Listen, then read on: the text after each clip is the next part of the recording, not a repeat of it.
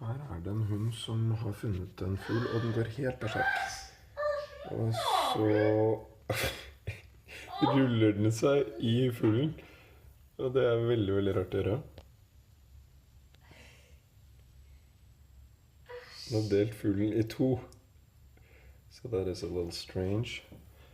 In English, this dog has now divided the bird in two pieces.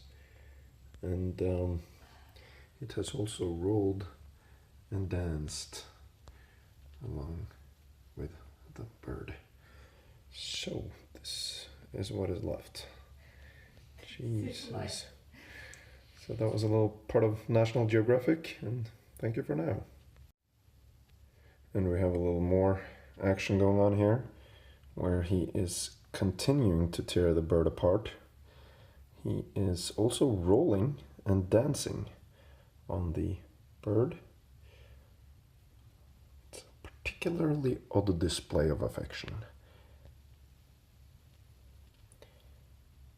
The dancing on the bird, or rolling rather, is